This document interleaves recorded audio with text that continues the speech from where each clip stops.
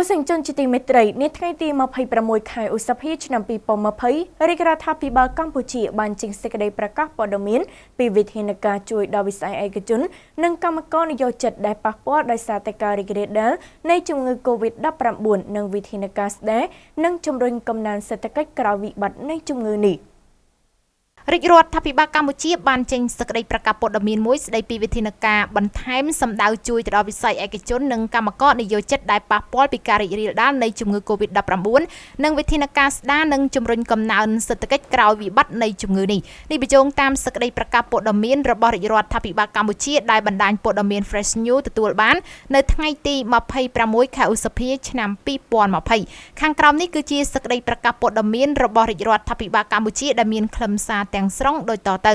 សេចក្តីប្រកាសព័ត៌មានស្តីពីសេចក្តីណែនាំរបស់រាជរដ្ឋាភិបាលកម្ពុជាស្តីពីវិធានការបន្ថែមសម្ដៅជួយទៅដល់វិស័យឯកជននិងកម្មករនិយោជិតដែលទទួលរងផលប៉ះពាល់ធ្ងន់ធ្ងរពីការរីករាលដាលនៃជំងឺ COVID-19 និងវិធានការស្ដារនិងជំរុញកំណើនសេដ្ឋកិច្ចក្រោយវិបត្តិនៃជំងឺនេះកម្ពុជាគ្រប់គ្រងនិងទប់ស្កាត់ការរីករាលដាលនៃជំងឺ COVID-19 បានយ៉ាងល្អប្រសើរខណៈដែលស្ថានភាពនៃការរីករាលដាលនៃជំងឺនេះនៅក្នុងកម្រិតតំបន់និងសកលលោកក៏ហាក់ដូចជាមានភាពធូរស្បើយជាងមុនទោះបីជាយ៉ាងនេះក្តីផលប៉ះពាល់ជាអវិជ្ជមានមកលើសេដ្ឋកិច្ចនិងសង្គមពីការរីករាលដាលនៃជំងឺនេះគ្រប់ប្រទេសទាំងអស់ក្នុងសកលលោករួមទាំងកម្ពុជាផងនៅតែបន្តអូសបន្លាយនៅឡើយនៅក្នុងគោលដៅធានាលំនឹងនៃសេដ្ឋកិច្ចនិងសង្គមពិសេសគឺរក្សាលំនឹងអាជីវកម្មរបស់ក្រុមហ៊ុនរោងចក្រនិងសហគ្រាសឲ្យអាចបន្តអាជីវកម្មឆ្លងផុតពីវិបត្តិនៃជំងឺ COVID-19 នេះរាជរដ្ឋាភិបាលកម្ពុជាបានសម្រេចដាក់ចេញនូវវិធានការជុំទី4ដើម្បីកាត់បន្ថយផលប៉ះពាល់នានាដែលអាជីវកម្មធុរកិច្ចនៅក្នុងវិស័យសំខាន់ៗកំពុងតែជួបប្រឈមកញ្ចប់នៃវិធានការនេះរួមបញ្ចូលនៅសមាសភាគធំៗពីរគឺទី1ការបន្តសុពលភាពនៃវិធានការមួយចំនួនដែលរាជរដ្ឋាភិបាលបានដាក់ចេញកន្លងមកនិងទី2ការដាក់ចេញនូវវិធានការថ្មីបន្ថែមជាមួយគ្នានេះវិធានការជុំទី4នេះក៏បានគិតគូរទៅដល់ការបង្កើននូវការចូលរួមចំណែកបន្ធូរបន្ទប់នៃការរស់នៅរបស់ប្រជាពលរដ្ឋដែលមានជីវភាពក្រីក្រតាមរយៈកម្មវិធីជំនួយសង្គមផងដែរជាងនេះទៅទៀតដោយសារតែវិបត្តិនៃជំងឺ COVID-19 អាចនឹងវិវត្តទៅដល់ដំណាក់កាលមួយដែលកាន់តែធូរស្បើយហើយសេដ្ឋកិច្ចអាចដំណើរការបានប្រក្រតីឡើងវិញនៅពេលឆាប់ខាងមុខនេះវិធានការជុំទី4នេះក៏ផ្ដោតផងដែរទៅលើការជួយស្ដារនិងជំរុញលទ្ធភាពអាជីវកម្មនិងធុរកិច្ចឲ្យងើបឡើងវិញដើម្បីចូលរួមជំរុញកំណើនសេដ្ឋកិច្ចនៅក្នុងបរិយាកាសក្រោយវិបត្តិនៃជំងឺនេះវិធានការជុំទី4ដែលត្រូវបានរៀបចំឡើងនៅក្នុងស្មារតីបូរេសកម្មនិងដោយមានការពិគ្រោះយោបល់ទូលំទូលាយជាមួយនឹងគ្រប់តួអង្គពាក់ព័ន្ធដោយបានគូបញ្ជាក់ខាងក្រោមរួមមានដូចខាងក្រោមនេះទី1វិធានការជួយរក្សាលំនឹងអាជីវកម្មនិងជីវភាពកម្មករនិយោជិតទី1ក្នុងចំណុច1វិធានការបន្តជួយវិស័យទេសចរបន្តលើកលែងការបង់ពន្ធប្រចាំខែគ្រប់ប្រភេទចំពោះសន្តាគារផ្ទះសំណាក់ភោជនីយដ្ឋាននិងក្រុមហ៊ុនភ្នាក់ងារទេសចរដែលបានចុះបញ្ជីជាមួយនឹងអគ្គនាយកដ្ឋានពន្ធដារនិងមានសកម្មភាពអាជីវកម្មនៅក្នុងរាជធានីភ្នំពេញខេត្តសៀមរាបខេត្តព្រះសីហនុខេត្តកែបខេត្តកំពតក្រុងបាវិតនិងក្រុងប៉ោយប៉ែតសម្រាប់រយៈពេល2ខែបន្ថែមទៀតចាប់ពីខែមិថុនាដល់ខែកក្កដាឆ្នាំ2020បន្តអនុញ្ញាតឲ្យមិនបង់ប្រាក់ភិកទានធានារ៉ាប់រងរបបហានិភ័យការងារនិងថែទាំសុខភាពបសសក្នុងកំឡុងពេលព្យួរអាជីវកម្មលើកលែងការបង់ថ្លៃបន្តអាជ្ញាប័ណ្ណទេសចរគ្រប់ប្រភេទនៅក្នុងវិស័យទេសចរសម្រាប់ឆ្នាំ2021ចំណុចទី1ពីវិធានការជួយវិស័យអាកាសចរលើកលែងការបង់ពន្ធអបបរមាសម្រាប់រយៈពេល2ខែបន្តទៀតចាប់ពីខែមិថុនាដល់ខែកក្កដាឆ្នាំ2020ជូនទៅដល់ក្រុមហ៊ុនអាកាសចរដែលបានចុះបញ្ជីនៅក្នុងប្រទេសកម្ពុជាចំណុចទី2វិធានការផ្ដល់ហិរញ្ញប្បទានសម្រាប់អាជីវកម្មនៅក្នុងចំណុចទី21កែសម្រួលកម្មវិធីហិរញ្ញប្បទានពិសេស$50 លានសហរដ្ឋអាមេរិកតាមរយៈធនាគារអភិវឌ្ឍជនបទនិងកសិកម្មដោយពង្រីកវិសាលភាពគ្របដណ្ដប់និងកែសម្រួលលក្ខខណ្ឌឥណទានដូចខាងក្រោមនេះបន្ថយអត្រាការប្រាក់សម្រាប់កម្ចីទុនបង្វិលគឺពី 6% មក 5% និងសម្រាប់ទុនវិនិយោគពី 6 កណ្ដោសញ្ញា 5% មកនៅត្រឹមតែ 5 កណ្ដោសញ្ញា 5% ដោយមិនគិតកម្រៃសេវាផ្សេងៗកែសម្រួលរយៈពេលឥណទានអតិបរមាពី5ឆ្នាំទៅ7ឆ្នាំសម្រាប់ទុនវិនិយោគខណៈដែលរក្សាទុករយៈពេលខ្លីអតិបរមា2ឆ្នាំសម្រាប់ទុនបង្វិលបន្តមិនអនុញ្ញាតឲ្យអតិថិជនដែលទទួលកម្ចីនៅក្នុងកម្មវិធីពិសេសនេះយកកម្ចីទៅប្រើប្រាស់ធ្វើបូរេហិរញ្ញប្បទានផ្ដល់ភាពទន់ភ្លន់ទៅលើលក្ខខណ្ឌចុះបញ្ជី ដែលក្នុងនោះសហគ្រាសធុនតូចនិងមធ្យមដែលមិនទាន់ចុះបញ្ជីផ្លូវការអាចដាក់ពាក្យស្នើសុំឥណទានបានដោយបំពេញលក្ខខណ្ឌចុះបញ្ជីតាមក្រោយនៅក្នុងរយៈពេល1ខែបន្ទាប់ពីទទួលបានឥណទានកែសម្រួលលក្ខខណ្ឌតម្រូវឲ្យសហគ្រាសធុនតូចនិងមធ្យមបង្កើតឱកាសការងារថ្មីចាប់ពី5នាក់ឡើង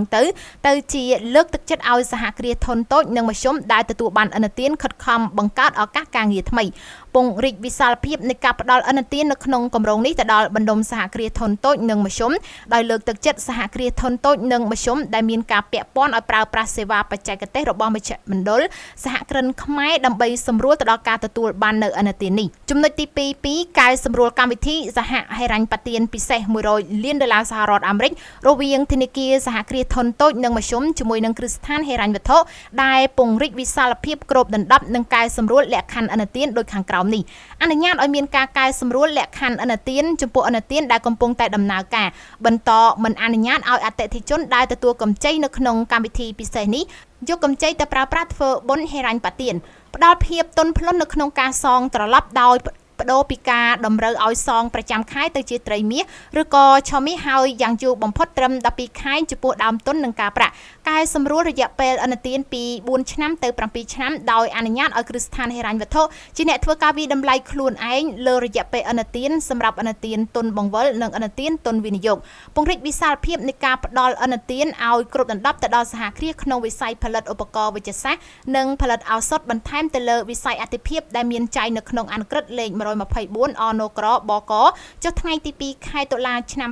2018ស្ដីអំពីការលើកទឹកចិត្តផ្នែកពន្ធដារសម្រាប់សហគ្រាសធុនតូចនិងមធ្យមនៅក្នុងវិស័យអាទិភាពកែសម្រួលលក្ខខណ្ឌតម្រូវឲ្យសហគ្រាសធុនតូចនិងមធ្យមបង្កើតឱកាសការងារថ្មីចាប់ពី5នាក់ឡើងទៅជាការលើកទឹកចិត្តឲ្យសហគ្រាសធុនតូចនិងមធ្យមដែលទទួលបានឥណទានខិតខំបង្កើតឱកាសការងារថ្មីចំណុចទី3ការបង្កើនហិរញ្ញប្បទានបន្ថែមដើម្បីស្ដារនិងជំរុញកំណើនក្រោយវិបត្តិនៃជំងឺ Covid-19 ចំណុចទី3វិធានការបង្កើននិងសម្រួលលំហូរសាច់ប្រាក់ក្រសួងសេដ្ឋកិច្ចនិងហិរញ្ញវត្ថុនិងសហការជាមួយនឹងធនាគារជាតិនៃកម្ពុជាដើម្បីពិនិត្យលទ្ធភាពបន្ធូរបន្ថយនិងកែសម្រួលនៅលក្ខខណ្ឌមួយចំនួនដើម្បីបង្កើននិងសម្រួលលំហូរសាច់ប្រាក់នៅក្នុងប្រព័ន្ធធនាគារថែមទៀតចំណុចទី3ការបន្ធូរបន្ថយការអនុវត្តពន្ធកាត់ទុកលើការប្រាក់សម្រាប់អ្នកផ្ដល់កម្ចីនៅក្នុងស្រុកនិងក្រៅស្រុកសម្រាប់កម្ចីថ្មីទម្លាក់អត្រាពន្ធកាត់ទុកលើកម្ចីរបស់ធនាគារនិងស្ថាប័នមីក្រូហិរញ្ញវត្ថុទាំងប្រភេទខាងក្រៅនិងខាងក្នុងមកនៅត្រឹមតែ 5% ទាំងការខ្ចីពីប្រទេសដែលមានកិច្ចព្រមព្រៀងស្តីពីការលុបបំបាត់ការយកពន្ធត្រួតគ្នាពាក់ព័ន្ធទៅនឹងពន្ធទៅលើប្រាក់ចំណូលនិងការបង្ការការកិច្ចវេះពន្ធនិងការជៀសវាងពន្ធនិងការខ្ចីពីបរទេសដែលមិនមានតាក់សម្រាប់ឆ្នាំ2020ទម្លាក់អត្រាពន្ធកាន់ទុកលើកម្ចីរបស់ធនាគារនិងស្ថាប័នមីក្រូហិរញ្ញវត្ថុទាំងប្រភពខាងក្រៅនិងខាងក្នុងស្រុកមកនៅត្រឹមតែ 10% ទាំងការខ្ចីពីប្រទេសដែលមានតាក់និងការខ្ចីពីប្រទេសដែលមិនមានតាក់សម្រាប់ឆ្នាំ2011និងការកែតម្រូវនៅអត្រាពន្ធកាន់ទុកលើកម្ចីរបស់ធនាគារនិងស្ថាប័នមីក្រូហិរញ្ញវត្ថុទាំងពីប្រភពខាងក្រៅនិងខាងក្នុងឲ្យឡើងទៅដល់កម្រិតធម្មតាស្របតាមច្បាប់និងបទបញ្ញត្តិជាធរមានវិញនៅឆ្នាំ2022សម្រាប់កម្ចីចាស់ទម្លាក់អត្រាពន្ធកាត់ទុកលើកម្ចីរបស់ធនាគារនិងស្ថាប័នមីក្រូហិរញ្ញវត្ថុទាំងពីប្រភពខាងក្រៅនិងខាងក្នុងមកនៅត្រឹមតែ 10% ទាំងការខ្ចីពីប្រទេសដែលមានតាក់និងការខ្ចីពីប្រទេសដែលមិនមានតាក់សម្រាប់ឆ្នាំ2020កែតម្រូវអត្រាពន្ធកាន់ទុកទៅលើកម្ចីរបស់ធនាគារនិងស្ថាប័នមីក្រូហិរញ្ញវត្ថុទាំងពីប្រភពខាងក្រៅនិងខាងក្នុងឲ្យឡើងទៅដល់កម្រិតធម្មតាស្របទៅតាមច្បាប់និងបទបញ្ញត្តិជាធរមានវិញនៅឆ្នាំ2021ចំណុចទី3ប្រភពហិរញ្ញប្បទានសម្រាប់ទុនបង្វិលក្រសួងសេដ្ឋកិច្ចនិងហិរញ្ញវត្ថុនឹងរៀបចំបង្កើតមូលនិធិធានាឥណទានជាមួយនឹងថវិកា$200 លានសហរដ្ឋអាមេរិកមូលនិធិនេះអាចធានាឥណទានកម្ចីតាមរយៈធនាគារនិងមីក្រូហិរញ្ញវត្ថុដោយប្រើគោលការណ៍ទីផ្សារដើម្បីជួយសម្រាលសម្ពាធលំហូរសាច់ប្រាក់និងទុនបង្វិលរបស់អាជីវកម្មធុរកិច្ចនៅក្នុងគ្រប់វិស័យបានយ៉ាងតិចចំនួន$2,000 លានសហរដ្ឋអាមេរិកចំណុចទី3-4ត្រៀមឧបករណ៍ផ្ដល់ហិរញ្ញប្បទានក្រសួងសេដ្ឋកិច្ចនិងហិរញ្ញវត្ថុនឹងត្រៀមថវិកាសម្រាប់ហិរញ្ញប្បទានបន្ថែមចំនួន$300 លានសហរដ្ឋអាមេរិកដើម្បីគាំទ្រនិងដើរតួជាកាតាលីករជំរុញកំណើនតាមវិស័យសំខាន់នៅក្នុងកំឡុងពេលដែលមានវិបត្តិនិងក្រោយពេលដែលមានវិបត្តិ ចំណុចទី4វិធានការជំនួយសង្គមរាជរដ្ឋាភិបាលកម្ពុជាសម្រាប់ពង្រីកវិសាលភាពគ្របដណ្ដប់និងទំហំថវិកាសម្រាប់កម្មវិធីសាច់ប្រាក់ពលកម្មនៅក្នុងឆ្នាំ2020ឲ្យឡើងទៅដល់$100 លានសហរដ្ឋអាមេរិកដើម្បីស្រូបយកកម្លាំងពលកម្មដែលបាន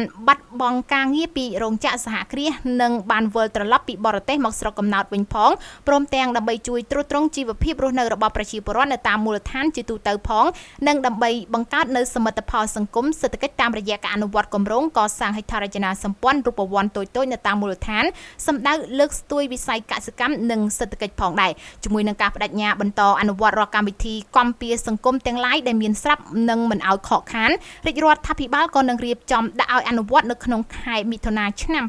2020នៅកម្មវិធីជំនួយសង្គមសម្ដៅជួយសម្រួលជីវភាពប្រចាំថ្ងៃនៅក្នុងកំឡុងពេលនៃវិបត្តិដោយសារតែជំងឺ Covid-19 នេះជូនទៅដល់គ្រួសារប្រជាជនក្រីក្រនិងក្រុមជនងាយរងគ្រោះដែលមានបានសមត្ថទូទាំងប្រទេសដោយយកចិត្តទុកដាក់បន្ថែមទៅដល់កុមារអាយុក្រោម5ឆ្នាំជនពិការជនចាស់ជរាអាយុចាប់ពី60ឆ្នាំឡើងនិងអ្នកផ្ទុកមេរោគអេដស៍នៅក្នុងគ្រួសារដែលមានប្រជាពលរដ្ឋក្រីក្រទាំងអស់នោះផងដែរទី5ការដាក់ឲ្យអនុវត្តថ្នាលចុះបញ្ជីតាមប្រព័ន្ធអេឡិចត្រូនិករាជរដ្ឋាភិបាលកម្ពុជានឹងដាក់ឲ្យដំណើរការជំហានទី1នៅថ្នាលចុះបញ្ជីតាមប្រព័ន្ធអេឡិចត្រូនិកនៅដើមខែមិថុនាឆ្នាំ2020ដើម្បីសម្រួលនិងជំរុញទៅដល់ការចុះបញ្ជីក្រុមហ៊ុនជាទូទៅនិងជាពិសេសជួយសម្រួលទៅដល់ក្រុមហ៊ុនទាំងឡាយណាដែលមានបំណងចុះបញ្ជីដើម្បីទទួលបានកម្ចីពីកម្មវិធីហិរញ្ញប្បទានពិសេសរបស់រាជរដ្ឋាភិបាលក្រសួងស្ថាប័នពាក់ព័ន្ធទាំងអស់ត្រូវអនុវត្តនៅសេចក្តីណែនាំនេះទៅតាមសមត្ថកិច្ចរបស់ខ្លួនឲ្យមានប្រសិទ្ធភាពខ្ពស់បំផុតរាជរដ្ឋាភិបាលនឹងបន្តតាមដានយ៉ាងខ្ជាប់ខ្ជួននៅសភាពការផលប៉ះពាល់នៃជំងឺ Covid-19 ទៅលើសេដ្ឋកិច្ចនិងសង្គមជាតិនិងត្រៀមជាស្រេចនៅក្នុងការដាក់ចេញវិធានការបន្ថែមទៀតដើម្បីផ្ដល់នូវការជួយគាំទ្រសមស្របនិងតាមការចាំបាច់ទៅដល់ក្រុមហ៊ុនអាជីវកម្មកម្មករនិយោជិតនិងក្រុមប្រជាពលរដ្ឋដែលទទួលរងផលប៉ះពាល់យ៉ាងធ្ងន់ធ្ងរ2021ចំណុចទី1ពីវិធានការជួយវិស័យអាកាសចរលើកលែងការបង់ពន្ធអបបរមាសម្រាប់រយៈពេល2ខែបន្តទៀតចាប់ពីខែមិថុនាដល់ខែកក្កដាឆ្នាំ2020ជូនទៅដល់ក្រុមហ៊ុនអាកាសចរដែលបានចុះបញ្ជីនៅក្នុងប្រទេសកម្ពុជាចំណុចទី2វិធានការផ្ដល់ហិរញ្ញប្បទានសម្រាប់អាជីវកម្មនៅក្នុងចំណុចទី2កែសម្រួលកម្មវិធីហិរញ្ញប្បទានពិសេស$50 លានសហរដ្ឋអាមេរិកតាមរយៈធនាគារអភិវឌ្ឍជនបទនិងកសិកម្មដោយពង្រីកវិសាលភាពគ្របដណ្ដប់និងកែសម្រួលលក្ខខណ្ឌឥណទានដូចខាងក្រោមនេះបន្ថយអត្រាការប្រាក់សម្រាប់កម្ចីទុនបង្វិលគឺពី6%មក 5% និងសម្រាប់ទុនវិនិយោគពី6កណ្ដោសញ្ញា 5% មកនៅត្រឹមតែ5កណ្ដោសញ្ញា 5% ដោយមិនគិតកម្រៃសេវាផ្សេងៗកែសម្រួលរយៈពេលឥណទានអតិបរមាពី5ឆ្នាំទៅ7ឆ្នាំសម្រាប់ទុនវិនិយោគខណៈដែលរក្សាទុករយៈពេលខ្លីអតិបរមា2ឆ្នាំសម្រាប់ទុនបង្វិលបន្តមិនអនុញ្ញាតឲ្យអតិថិជនដែលទទួលកម្ចីនៅក្នុងកម្មវិធីពិសេសនេះយកកម្ចីទៅប្រើប្រាស់ធ្វើបូរេហិរញ្ញប្បទានផ្ដល់ភាពទន់ភ្លន់ទៅលើលក្ខខណ្ឌចុះបញ្ជីដែលក្នុងនោះសហគ្រាសធុនតូចនិងមធ្យមដែលមិនទាន់ចុះបញ្ជីផ្លូវការអាចដាក់ពាក្យស្នើសុំឥណទានបានដោយបំពេញលក្ខខណ្ឌចុះបញ្ជីតាមក្រោយនៅក្នុងរយៈពេល1ខែបន្ទាប់ពីទទួលបានឥណទានកែសម្រួលលក្ខខណ្ឌតម្រូវឲ្យសហគ្រាសធុនតូចនិងមធ្យមបង្កើតឱកាសការងារថ្មីចាប់ពី5នាក់ឡើងទៅជាលើកទឹកចិត្តឲ្យសហគ្រាសធុនតូចនិងមធ្យមដែលទទួលបានឥណទានខិតខំបង្កើតឱកាសការងារថ្មីពង្រីកវិសាលភាពនៃការផ្ដល់ឥណទាននៅក្នុងគម្រោងនេះទៅដល់បណ្ដុំសហគ្រាសធុនតូចនិងមធ្យមដោយលើកទឹកចិត្តសហគ្រាសធុនតូចនិងមធ្យមដែលមានការពាក់ព័ន្ធឲ្យប្រើប្រាស់សេវាបច្ចេកទេសរបស់មជ្ឈមណ្ឌលសហគ្រិនខ្មែរដើម្បីសម្រួលទៅដល់ការទទួលបាននៅឥណទាននេះចំណុចទី2កែសម្រួលកម្មវិធីសហហិរញ្ញប្បទានពិសេស$100 លានសហរដ្ឋអាមេរិករវាងធនាគារសហគ្រាសធុនតូចនិងមធ្យមជាមួយនឹងគ្រឹះស្ថានហិរញ្ញវត្ថុដែលពង្រីកវិសាលភាពគ្របដណ្ដប់និងកែសម្រួលលក្ខខណ្ឌឥណទានដូចខាងក្រោមនេះអនុញ្ញាតឲ្យមានការកែសម្រួលលក្ខខណ្ឌឥណទានចំពោះឥណទានដែលកំពុងតែដំណើរការបន្តមិនអនុញ្ញាតឲ្យអតិថិជនដែលទទួលកម្ចីនៅក្នុងកម្មវិធីពិសេសនេះយកកម្ចីទៅប្រើប្រាស់ធ្វើបុណ្យហិរញ្ញប្បទានផ្ដល់ភាពទន់ភ្លន់នៅក្នុងការសងត្រឡប់ដោយបដូរពីការតម្រូវឲ្យសងប្រចាំខែទៅជាត្រីមាសឬក៏ឆមាសហើយយ៉ាងយូរបំផុតត្រឹម12ខែចំពោះដើមទុននិងការប្រាក់កែសម្រួលរយៈពេលឥណទានពី4ឆ្នាំទៅ7ឆ្នាំដោយអនុញ្ញាតឲ្យគ្រឹះស្ថានហិរញ្ញវត្ថុជាអ្នកធ្វើការវិតម្លៃខ្លួនឯងលើរយៈពេលឥណទានសម្រាប់ឥណទានទុនបង្វិលនិងឥណទានទុនវិនិយោគពង្រីកវិសាលភាពនៃការផ្ដល់ឥណទានឲ្យគ្រប់ដណ្ដប់ទៅដល់សហគ្រាសក្នុងវិស័យផលិតឧបករណ៍វេជ្ជសាស្ត្រនិងផលិតឱសថបន្ថែមទៅលើវិស័យអាទិភាពដែលមានចែងនៅក្នុងអនុក្រឹត្យលេខ 124 អនក្របកចុះថ្ងៃទី 2 ខែតុលាឆ្នាំ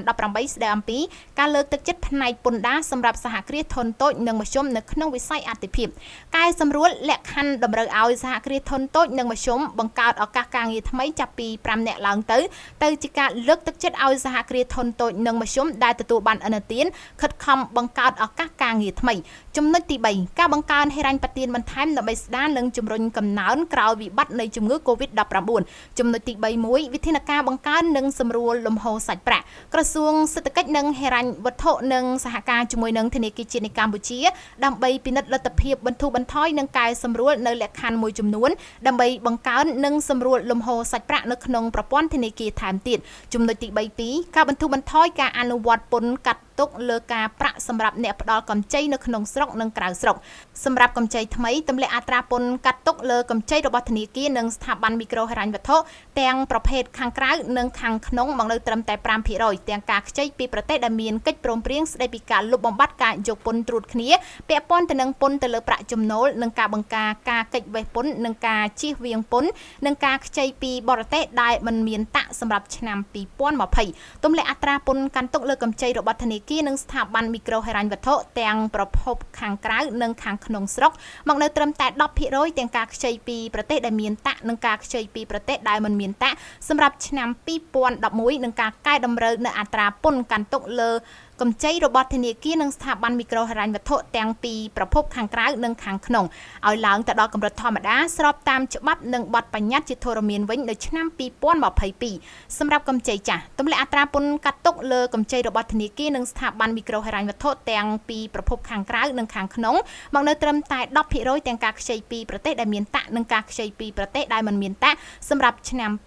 2020 កែតម្រូវអត្រាពន្ធកាន់ទុកទៅលើកម្ចីរបស់ធនាគារនិងស្ថាប័នមីក្រូហិរញ្ញវត្ថុទាំងពីរប្រភពខាងក្រៅនិងខាងក្នុងឲ្យឡើងទៅដល់កម្រិតធម្មតាស្របទៅតាមច្បាប់និងបទបញ្ញត្តិជាធរមានវិញនៅឆ្នាំ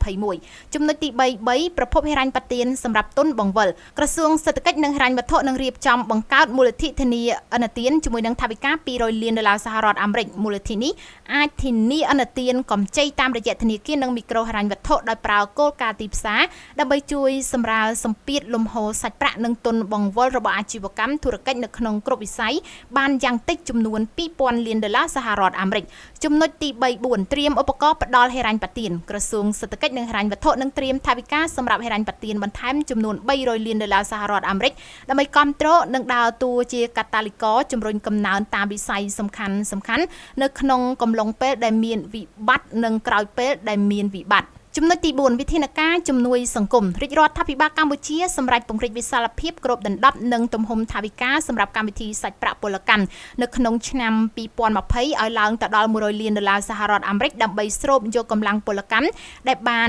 បាត់បង់ការងារពីរោងចក្រសហគ្រាសនិងបានវិលត្រឡប់ពីបរទេសមកស្រុកកំណើតវិញផងព្រមទាំងដើម្បីជួយទ្រទ្រង់ជីវភាពរស់នៅរបស់ប្រជាពលរដ្ឋនៅតាមមូលដ្ឋានជាទូទៅផងនិងដើម្បីបង្កើតនូវសមិទ្ធផលសង្គមសេដ្ឋកិច្ចតាមរយៈការអនុវត្តគម្រោងកសាងហេដ្ឋារចនាសម្ព័ន្ធរូបវន្តតូចៗនៅតាមមូលដ្ឋានសម្ដៅលើកស្ទួយវិស័យកសិកម្មនិងសេដ្ឋកិច្ចផងដែរជាមួយនឹងការបដិញ្ញាបន្តអនុវត្តរាល់កម្មវិធីគាំពារសង្គមទាំងឡាយដែលមានស្រាប់និងមិនឲ្យខកខានរាជរដ្ឋាភិបាលក៏នឹងរៀបចំដាក់ឲ្យអនុវត្តនៅក្នុងខែមិថុនាឆ្នាំ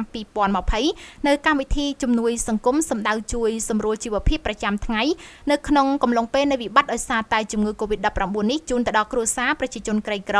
និងក្រុមជនងាយរងគ្រោះដែលមានបានសមត្ថទូទាំងប្រទេសដោយយកចិត្តទុកដាក់បន្ថែមទៅដល់កុមារអាយុក្រោម5ឆ្នាំជនពិការជនចាស់ជរាអាយុចាប់ពី60ឆ្នាំឡើងនិងអ្នកផ្ទុកមេរោគអេដស៍នៅក្នុងគ្រួសារដែលមានប្រជាពលរដ្ឋក្រីក្រទាំងអស់នោះផងដែរទី 5 ការដាក់ឲ្យអនុវត្តថ្នាលចុះបញ្ជីតាមប្រព័ន្ធអេឡិចត្រូនិករាជរដ្ឋាភិបាលកម្ពុជានឹងដាក់ឲ្យដំណើរការជំហានទី 1 នៅថ្នាលចុះបញ្ជីតាមប្រព័ន្ធអេឡិចត្រូនិកនៅដើមខែមិថុនាឆ្នាំ 2020 ដើម្បីសម្រួលនិងជំរុញទៅដល់ការចុះបញ្ជីក្រុមហ៊ុនជាទូទៅនិងជាពិសេសជួយសម្រួលទៅដល់ក្រុមហ៊ុនទាំងឡាយណាដែលមានបំណងចុះបញ្ជីដើម្បីទទួលបានកម្ចីពីកម្មវិធីហិរញ្ញប្បទានពិសេសរបស់រាជរដ្ឋាភិបាលក្រសួងស្ថាប័នពាក់ព័ន្ធទាំងអស់ត្រូវអនុវត្តនៅសេចក្តីណែនាំនេះទៅតាមសមត្ថកិច្ចរបស់ខ្លួនឲ្យមានប្រសិទ្ធភាពខ្ពស់បំផុតរាជរដ្ឋាភិបាលនឹងបន្តតាមដានយ៉ាងខ្ជាប់ខ្ជួននៅសភាពការផលប៉ះពាល់នៃជំងឺ Covid-19 ទៅលើសេដ្ឋកិច្ចនិងសង្គមជាតិនិងត្រៀមជាស្រេចនៅក្នុងការដាក់ចេញវិធានការបន្ថែមទៀតដើម្បីផ្ដល់នូវការជួយគាំទ្រសមស្របនិងតាមការចាំបាច់ទៅដល់ក្រុមហ៊ុន អាជីវកម្មកម្មករនិយោជិតនិងក្រុមប្រជាពលរដ្ឋដែលទទួលរងផលប៉ះពាល់យ៉ាងធ្ងន់ធ្ងរ។